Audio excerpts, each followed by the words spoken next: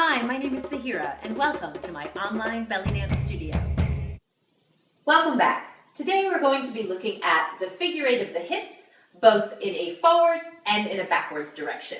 So the figure eight is built off of two different isolations, our hip slide and our hip twist. Let's go ahead and review them just in case they're new to you. Finding your belly dance posture. The hip slide, of course, is a parallel to the floor movement. The hip slides straight to one side and then to the other, kind of like an old-fashioned typewriter. You want to keep your knees steady. Don't bend and straighten them because that will affect your hips and they'll move up and down. What you want for this movement is a straight horizontal side-to-side movement. Right and left, using your internal obliques to create this movement. Your weight is steady in the center. Good, and the chest is also steady, not moving. So that's your hip slide. We're also going to utilize a hip twist to create this movement. So the hip twist is here, twisting around your center axis as though you were a washing machine agitator. What you'll notice is that my knees are not moving. There's a couple different ways to create a twist in the hips, and one involves your knees sort of moving and sliding side to side. What I'd like us to do today is to keep the knees completely forward and to concentrate on using your abdominal muscles to create this movement. It's going to create a nice strong movement, and it's also going to free up your feet for layering later on. So we're creating this hip twist. It's not a very big movement, twisting one hip forward and then the other, relying on your obliques to create it all. Feet are pointing forward, knees are pointing forward, chest is steady right in the center. Excellent. So these are the two isolations we're going to be using to create our figure eight of the hips. Let's start with the figure eight now from front to back. We're going to build it very slow before we drill it. We're going to take that right hip and twist it forward so it's pointing at the right front corner of the room. From here you're going to go ahead and slide it to the right, and then I want you to imagine you have like a paintbrush tied to your hip, and you're going to paint a stripe down the right wall from the front to the back. Once you reach your furthest back point, you're going to slide through at an angle and take your left hip to the left front corner of the room. Same thing here, painting that stripe down the left side of the room. Coming through always at an angle, and then scooping back with that right hip. Coming through at an angle, when you're on the left, imagine that the left hip is the only one moving. The right hip is going to move a bit, but the left one gets most of the motion. Same thing here on the right. The right hip gets more motion than the left. Slide through to the left, scoop back, slide through to the right, scoop back. You're going to feel your weight shift over to the left foot a bit.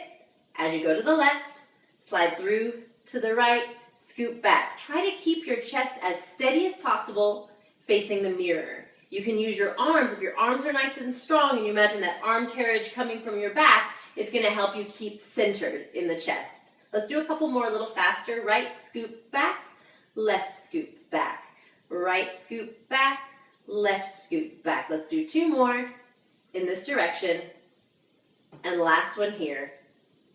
Excellent. Now let's look at it going in the other direction, from back to front. Let's go ahead and start on the left side for variation. Same idea, but you're going to start with the left hip twisted back, and you're going to slide it to the back left corner of the room.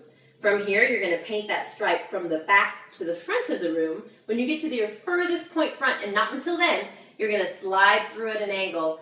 Right hip goes to the back right corner of the room, and then I'm sliding through here to the front of the room with the right hip. Sliding through again, left, and then bringing my hip forward. Sliding through at an angle, scoop it forward.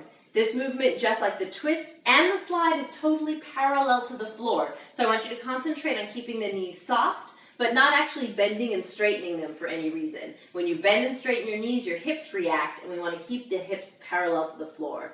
Left, slide through. Right, slide through.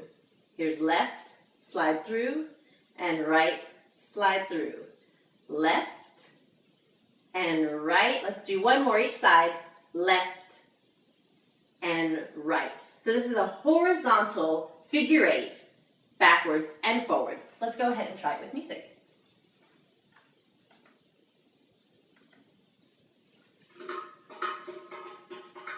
Take a nice deep breath.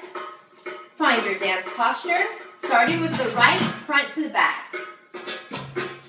And left, and right, and left. Keep your chest centered, your arms strong. Here's an arm variation. We're going to mirror what the hips do. A little push with the arms. Palms are flipping to push. Flip to push. There's still lots of room underneath the armpit. Nice big carriage in the arms. Nice. Couple more like this.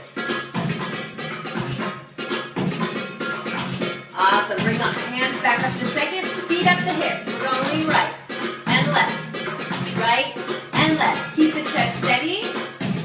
Be sure you're breathing.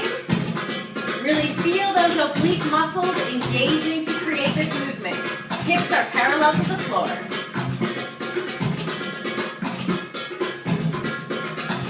Good, let's do one more here. Last one. Switch sides. We're going to go from the left and come forward. Right, come forward. Left. So now we're doing the back to front figure eight. Left, come forward. Right, come forward. Left. Here's another arm variation. Push and push. Same arm, same hip.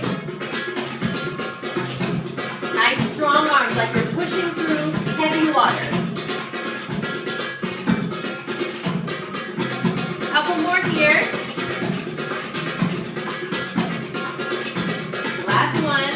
Bring the arms up to second. Let's speed up the hips. We're going left and right. Left and right. Here's 4. And 3, 2, and 1.